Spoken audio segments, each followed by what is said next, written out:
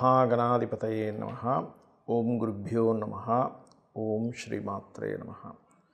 అరుణాం కరుణాతరంగితాక్షీం ధృతపాశాంకుశపుష్పబాణచాపాం అనిమాదిభిరావృతాం మయూకైః అహమిత్యేవ విభావయే భవానీం.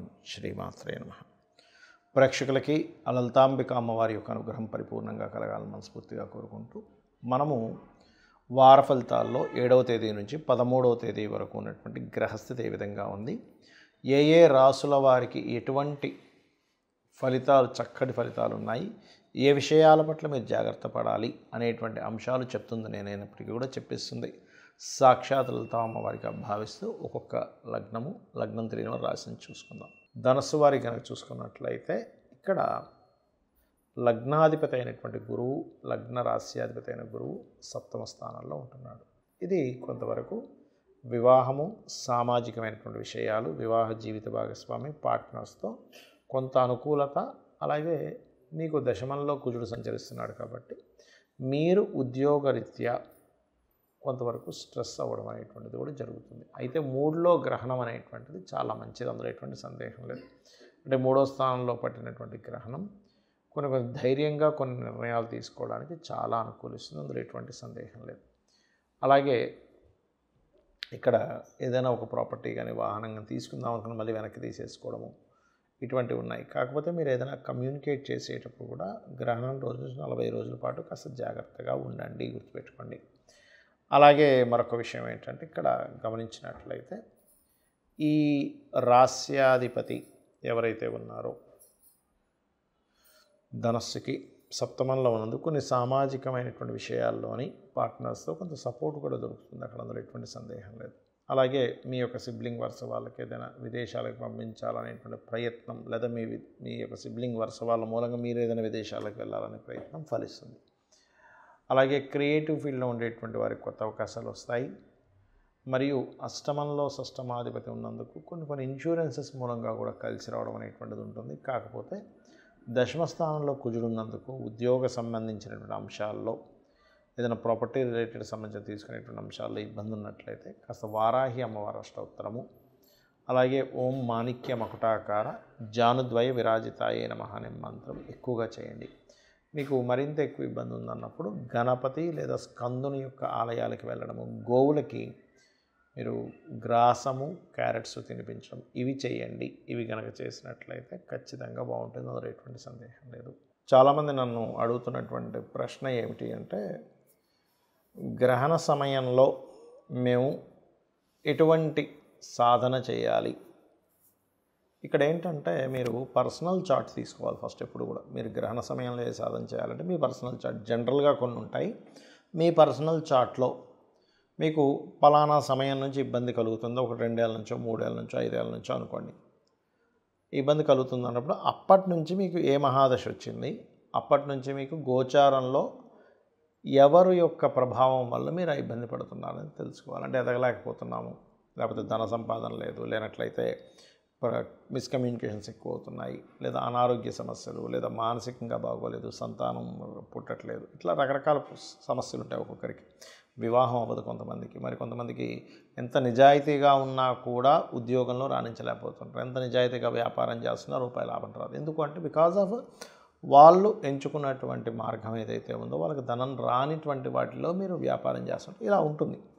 First of all మీరు అసలు మీ లగ్నం నుంచి పంచమ అధిపతి ఎవరో తెలుసుకోవాలి, లేదా పంచమంలో ఏ గ్రహం ఉందంటే ఉదాహరణకి మేష లగ్నం అయిందనుకోండి, మేషానికి పంచమాధిపతి ఎవరు? సూర్యభగవానుడు. వృషభానికి బుధుడు, మిథునానికి శుక్రుడు, ఇలా వాళ్ళ యొక్క అధిష్టాన దేవతలు. అంటే ఉదాహరణకి మీకు సూర్యభగవానుడు అయ్యాడు, సూర్యుడికి యొక్క ఆరాధన చేయడం. ఇప్పుడు గోచారంలో ఉదాహరణకి ఇప్పుడు మేషం వారికి సూర్యుడుతో పాటు కేతువు, బుధుడు ఉన్నారు. అంటే ఏంటి, వీళ్ళు ప్రస్తుతం గోచారంలో తగ్గించే వాళ్ళు అవుతారు మీ యొక్క స్ట్రెస్ని, పూర్వజన్మ కర్మని. ఎట్ ది సేమ్ టైం మీకు జనరల్గా కూడా మేషం వారికి సూర్యభగవానుడు ఆరాధన, సూర్య నమస్కారాలు, సూర్యుడికి సంబంధించిన ఏదైనా ఆదిత్య హృదయ పఠనం చేయడం ఆ యొక్క గ్రహణ సమయంలో చేయొచ్చు. ఇక రెండవది వృషభం వాళ్ళు ఉన్నారనుకోండి, వాళ్ళు ఎక్కువగా బుధుడికి సంబంధించిన అంటే విష్ణు ఆరాధన చేయడం, ఓం నమో నారాయణాయ. మిథునం వాళ్ళు శ్రీమాత్రే నమః. కర్కాటకం వారు పంచమాధిపతి కుజుడు కాబట్టి ఓం స్కందాయ నమః. సింహం వారు పంచమాధిపతి గురువు అవుతాడు కాబట్టి ఓం దక్షిణామూర్తి నమః అనుకోవచ్చు. అలాగే కన్యవారికి పంచమాధిపతి శని అవుతాడు కాబట్టి ఓం నమో వెంకటేశాయ. తులవారు ఓం దుర్గాయ నమః లేదా ఓం చండికాదేవి అయి నమః అనుకోవచ్చు. వృశ్చికం వారు ఓం కాలభైరవాయ నమః లేదా ఎందుకంటే పంచమంలో ప్రజెంట్ శని ఉన్నాడు, అదేవిధంగా పంచమాధిపతి గురువు కాబట్టి ఓం దత్తాత్రేయాయ నమః అని కూడా అనుకోవచ్చు. ధనస్సు వారు ఓం నారసింహస్వామి అయి నమః నారసింహాయ నమః అనుకోవచ్చు.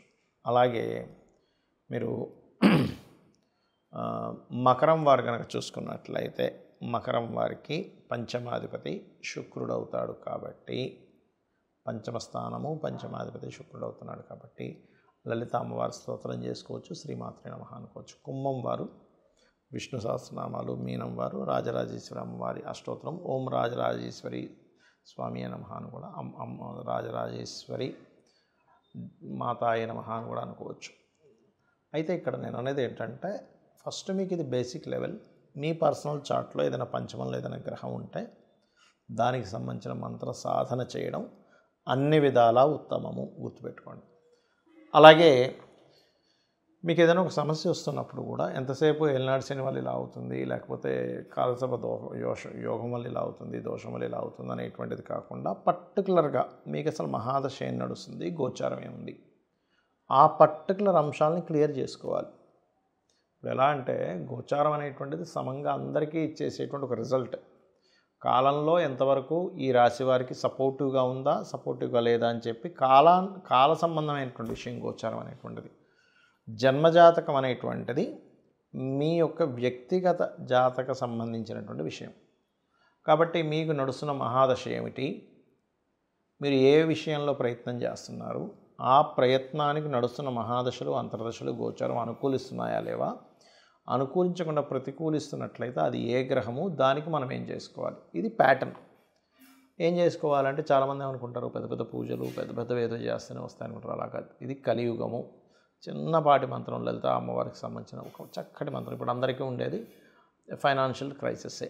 ఓం సంపత్కరీ సమారూఢ సింధుర వ్రజ సేవితాయే నమః లేదా ఓం ధర్మాధ్యక్ష ధనాధ్యక్ష ధనధాన్య వివర్ధనియే నమః చేసుకోవచ్చు. చక్కగా పనిచేస్తుంది, అది ఎటువంటి సందేహం లేదు. కాకపోతే ఏంటంటే సంశయిస్తుంటాం, నిజమైన అసలు ఈ లలిత సహస్రనామాలు ఈ నామం చేస్తూ వస్తుందా లేదా. మీరు సంశయిస్తూ నడుస్తేనే పడిపోతారు. ఇంకా మంత్రం దాకా ఎందుకు, మీకు డౌట్ ఉందనుకోండి నేను నడవగలనా లేదా అని పడిపోతుంటాడుగా. చిన్నపిల్లలు ఎందుకు నడవలేకపోతుంటారు అంటే వాళ్ళకి ఇంకా అంత కాన్ఫిడెన్స్ లెవెల్స్ గ్రిప్ రాదు దాని మీద. అందుకని వాళ్ళు నడుస్తూ పడిపోవడం. ఒక నెలలు పిల్లలు సంవత్సరం పిల్లలు ఉంటారు, ఎందుకు పడిపోతుంటారంటే వాళ్ళకి దాని మీద కంప్లీట్ గ్రిప్ రాలేదు. లేదా ఇంకొంతమంది హెల్త్ ఇష్యూ వస్తుంది, నడవలేకపోతుంటారు. వాళ్ళకి మైండ్లో ఎక్కడో అమ్మో నేను నడవలేనేమో పడిపోతానేమో అంటే మీ మైండ్ యాక్సెప్ట్ చేయగలగాలి, మీ మనసు దాని మీద కనెక్ట్ అవ్వగలగాలి భగవంతుడికి. అప్పుడు ఖచ్చితంగా మీకు ఎటువంటి సమస్య ఉన్నా లలితా సహస్రనామాల్లో ఉండేటువంటి నామం అద్భుతంగా పనిచేస్తుంది. ఎలా పనిచేస్తుంది అందరికీ సంశయం అనిపిస్తూ ఉంటుంది. ఏమిటది అంటే మీకు ప్రకృతి అమ్మవారిని చెప్తుంటారు. అమ్మవారి నామాలు ప్రకృతి అంటే ఏంటి, ఎవ్రీథింగ్ మన విశ్వంలో ఉన్న ప్రతిదీ ప్రకృతి. ఇప్పుడు మీకు ఒక సహకారం కావాలి, ఒక ఆర్డర్ రావాలి, లేకపోతే ఒక సమస్య తీరాలి, లేకపోతే ఒక జబ్బు వచ్చిందా తగ్గాలి, ఎవరి ద్వారానో ఒక కనెక్టివిటీ ఉంటుంది కదా. ఒక వ్యక్తి చెప్పాడు ఏమంటే మీకు ఈ ప్రాబ్లం ఉంది కదా, అక్కడికి వెళ్ళండి చక్కటి మందు మెడిసిన్ దొరుకుతుంది, చాలా మంచి డాక్టర్ అని. అది ఎవరి ద్వారా వచ్చింది, ఇంకో వ్యక్తి ద్వారా వచ్చింది. వ్యక్తి అంటే ఎవరు, మళ్ళీ ప్రకృతిలో భాగమే. సో అమ్మవారు స్వరూపం ప్రకృతి రూపంలో ఉంది కాబట్టి ఆ ప్రకృతి అమ్మవారు కాబట్టి అమ్మవారి నామాల్లో పలానా నామానికి ఒక ఎనర్జీ ఉంటుంది. కావున ఆ ఎనర్జీ ఫామ్ అయ్యేటువంటి దాంట్లోనే మీరు చాంట్ చేస్తున్నారు. ఆ ఎనర్జీ ఎప్పుడైతే ఫామ్ అయిందో ఆటోమేటిక్గా మీకు ఆ యొక్క వ్యక్తులు, ఆ యొక్క పరిసరాలు, ఆ యొక్క ఆలోచన విధానం మీకు వచ్చేస్తుంది. ఆటోమేటిక్గా మీ సమస్య తీరుతుంది. శ్రీమాత్రే నమః.